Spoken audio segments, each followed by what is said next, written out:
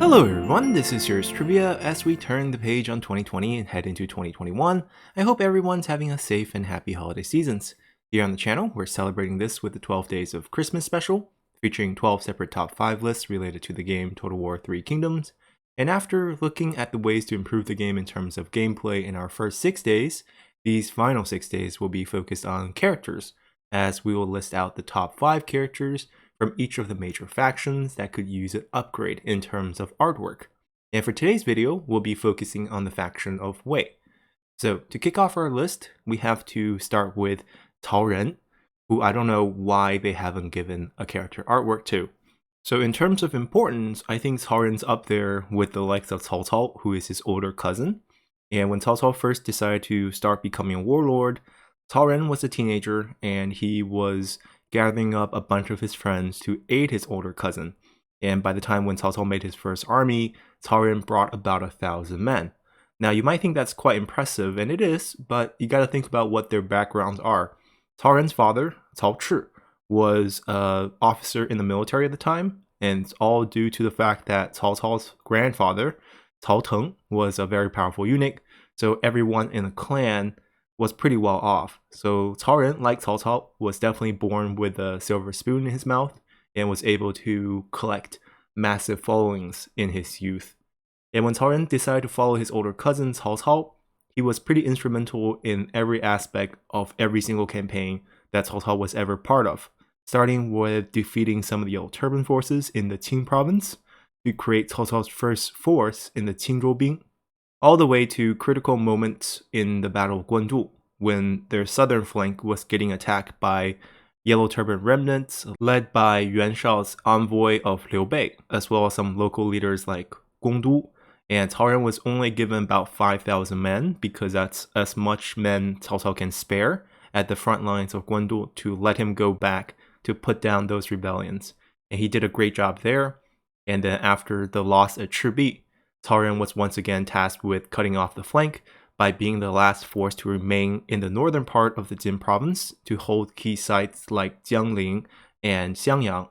And even though Jiangling would eventually be lost after a long siege, Cao Ren would hold on to most of the lucrative commanderies in the Jin province by holding on to key places like Fancheng and Xiangyang, therefore ensuring that the tax revenues from places like Nanyang would be able to be flowing to Cao Cao's coffers.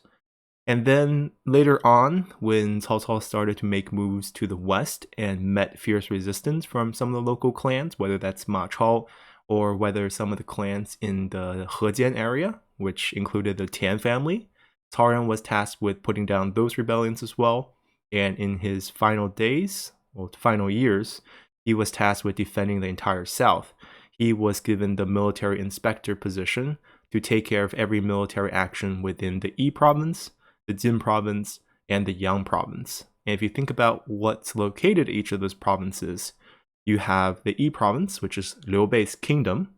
You have the Jin province, or the southern half of that, and that includes Guan Yu in the beginning, and later on Lu Meng's forces after Sun Quan took over, Lu Xun and Lu Meng. And then the Yang province is split halfway between Cao Cao's forces, and the rest of the Yang province is really the kingdom of Wu. So essentially, Cao Ren was the supervisor for the military actions against the two other kingdoms. The southern general for the kingdom of Wei was the most critical one, and people like Zhang Liao, who guarded Hefei, technically worked under Cao Ren. And when Guan Yu made his fierce attack on the Jin province, Cao Ren was able to hold on to Fancheng long enough for the kingdom of Wu to come in and backstab Guan Yu. So I think this is why, if you look at some of the game artwork, here we have Dynasty Warriors, Sun Guosha, as well as Romance of Three Kingdoms. You see that Cao Ren's often featured with a shield, or as a defensive general.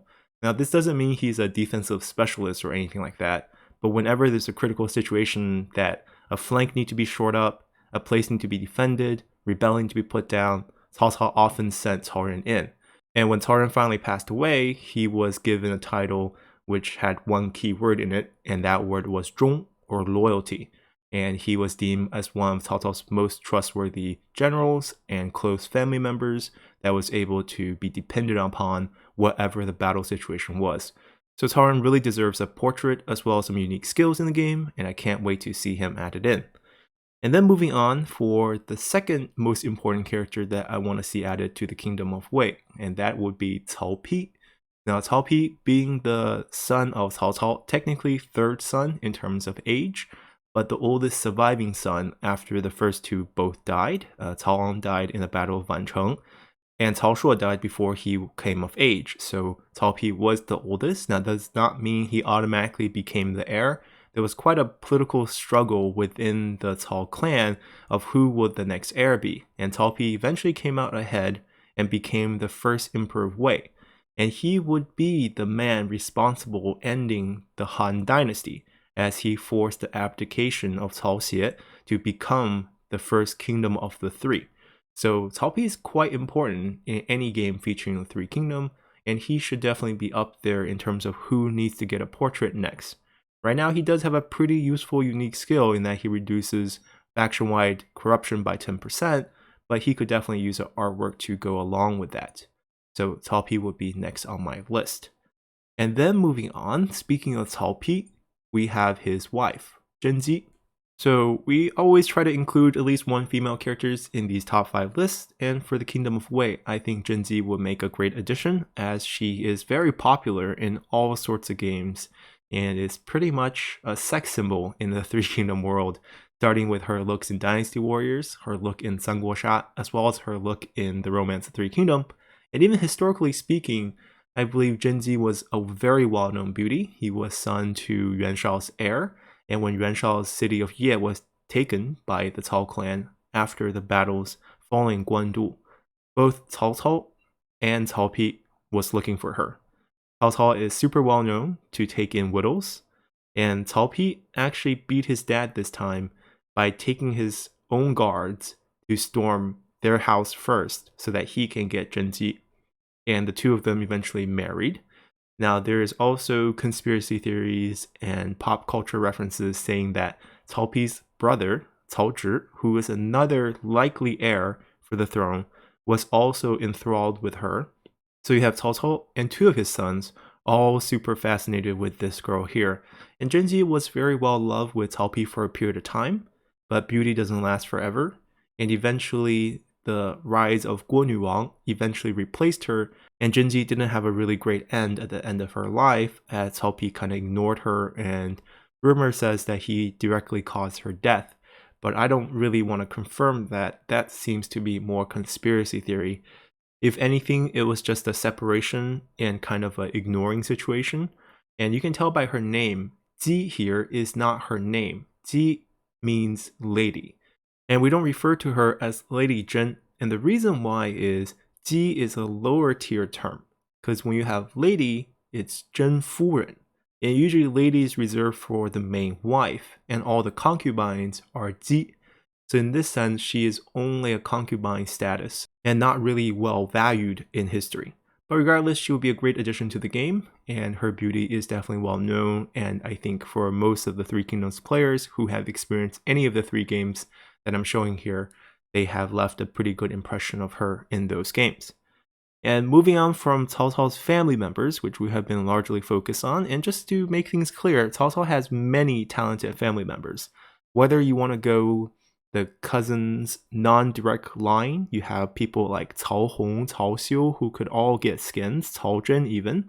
And if you move on to his kids, people like Cao Zhang, Cao Zhi, Cao Chong can all get skins, and those artwork would be much appreciated. Cao Cao had a very talented family, and he deserves some more artwork in his family.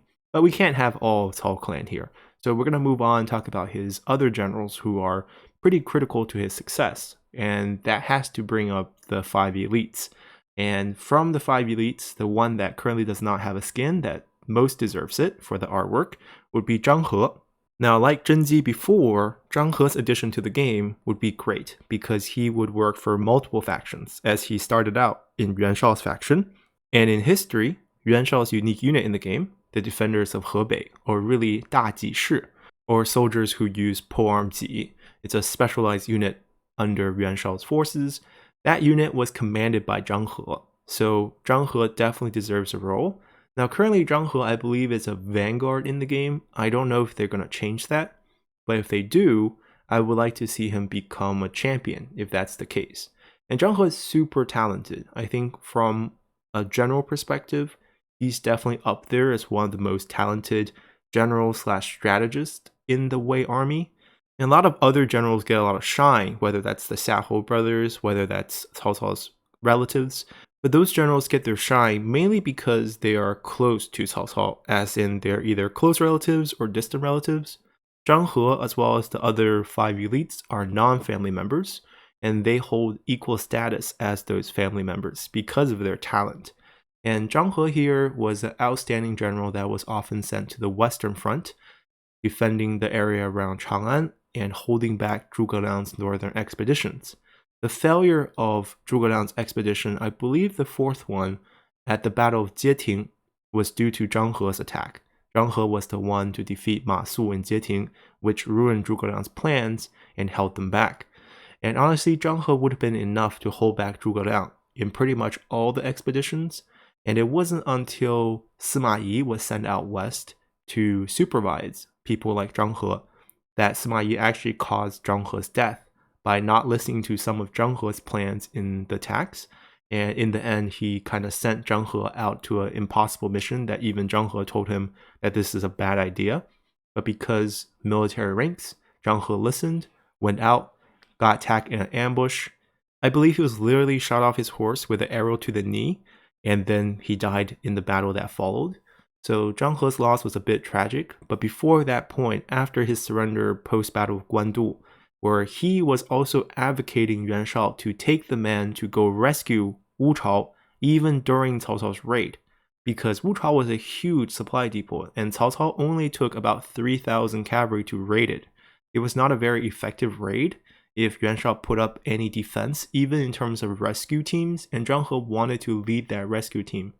But Yuan Shao took a different approach in that battle as well, where he told Zhang He to continue sieging Cao Cao's encampment at Guanzhou, thinking that Cao Cao would have taken more forces to raid the camp, therefore leaving most of the encampment undefended, when in reality Zhang He's assessment was correct in that Cao Cao only took very few men to go raid the supply depot and the camp was still pretty much intact.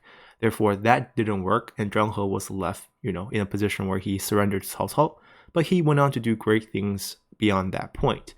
And we can see his art representation in some of the games, and he seems to always have dual wielding weapons for some reason, and the Dynasty Warrior version has him pretty much as a flamboyant gay, and we hope that doesn't happen in the Total War series, and we hope he has a more normal role. Now I can see him being Champion Vanguard, those are both fine, even Sentinel's okay. I think he would fit in any of the main general capacities. Strategist wouldn't really work for him, and Commander really wouldn't make any sense either, as he was pretty much a frontline general and very capable. So Zhang He definitely deserves a position. And to close out our list here, and since we're talking about 5 elites, the only 5 elites left in the game without artwork, if Zhang He is included, would be Yu Jin.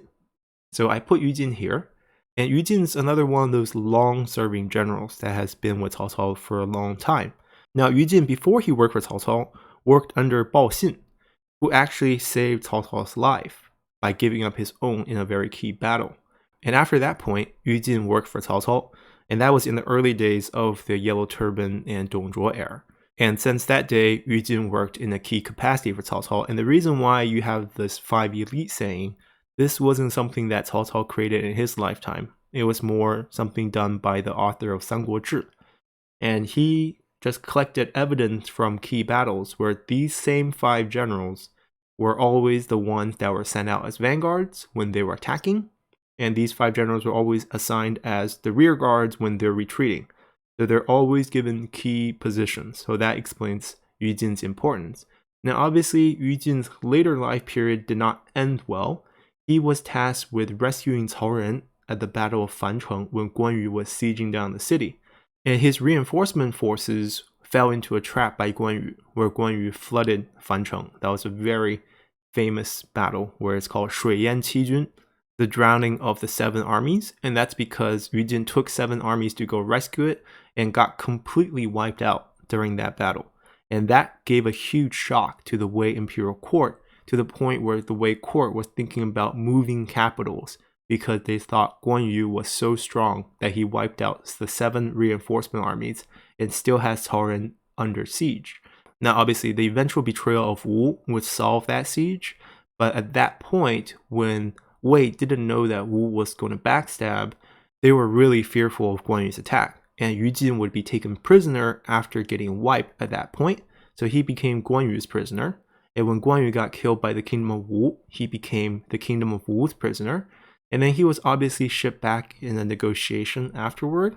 But after he returned to the kingdom of Wei, who at this point Cao Cao has died, he was ridiculed by Cao Pi for his hostage situation, as he was a prisoner of war for a long time to both of the other kingdoms. And he really couldn't live with himself at that point, and he died of depression shortly after. So Yu Jin's later stages of life under Cao Pi was not very great, but overall a very important general. And as the last member of the 5 elite without an artwork, I believe he definitely will deserve one. So that's going to do it for our top 5 lists for the Kingdom of Wei. Tomorrow we'll be coming back with 5 lists for the Kingdom of Wu. So see you guys then. Bye!